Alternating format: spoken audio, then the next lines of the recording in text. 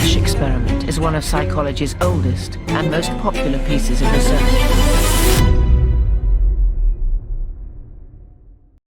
Imagine, tu es dans une salle, devant toi, une ligne simple, juste une ligne. 3 autres lignes te sont montrées ensuite, l'une d'elles est évidemment de la même longueur, et tu le sais. Tu vois la bonne réponse. Mais autour de toi, 7 personnes déclarent à voix haute la mauvaise réponse. À chaque fois, la même. Une mesure si évidente devient soudainement incertaine. Alors tu hésites. Puis tu dis la mauvaise réponse toi aussi. Ça ne ressemble à rien de sain. Et pourtant, c'est exactement ce qui arrive dans l'une des expériences les plus marquantes de la psychologie sociale. Le phénomène s'appelle le conformisme. C'est le fait de modifier ses opinions, ses comportements ou ses jugements pour s'aligner sur ceux d'un groupe, même quand on sait qu'ils ont tort. En psychologie, ce comportement n'est pas vu comme un simple fait de faiblesse, il illustre une puissante dynamique sociale qui influence chacun d'entre nous. Ce phénomène s'explique notamment par ce qu'on appelle l'influence normative.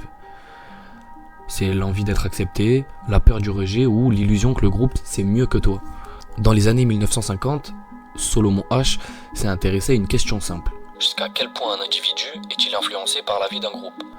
Asch réunissait un groupe où un seul vrai participant était entouré de complices. Il devait dire à voix haute quelle ligne parmi les 3 était de la même longueur que la ligne de référence. Quand les complices donnaient la bonne réponse, tout le monde suivait logiquement.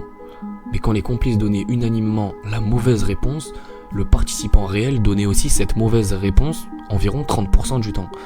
Et près de 75% des gens se conformaient au moins une fois pendant l'expérience. Ça veut dire que même face à une évidence claire, un être humain raisonnable peut changer sa réponse simplement parce que la majorité a parlé. Mais pourquoi ça arrive ? Il n'y a pas qu'une seule cause, mais plusieurs raisons psychologiques qui expliquent ce phénomène. Le besoin d'appartenance, on préfère être accepté que être exclu. Ou alors la peur du conflit social, dire quelque chose de différent, ça peut sembler moins sûr. Ou l'hypothèse que le groupe doit savoir quelque chose que tu ignores. C'est ce qu'on appelle l'influence informationnelle. C'est pas un jugement moral, c'est une réalité humaine scientifiquement observée dans des centaines d'études depuis H. Le parallèle dans la vie réelle, ce type de conformisme ne se limite pas à un laboratoire. Il se reflète dans notre vie quotidienne. Que ce soit dans la mode et les tendances, pourquoi certaines marques deviennent des must-have, même quand elles ne sont pas objectivement meilleures. Dans l'opinion publique, pourquoi certains discours deviennent normes dans un groupe social. Ou même sur les réseaux sociaux, les likes, les retweets et partages fabriquent une majorité perçue, et on finit parfois par aligner nos pensées sur celle-ci.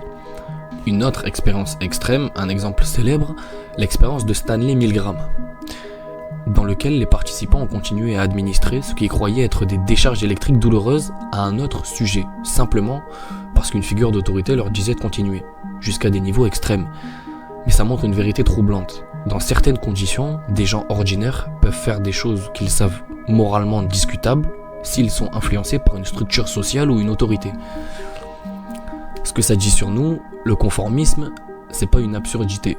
Il nous rappelle que notre pensée n'est pas isolée, qu'elle est modelée par notre environnement.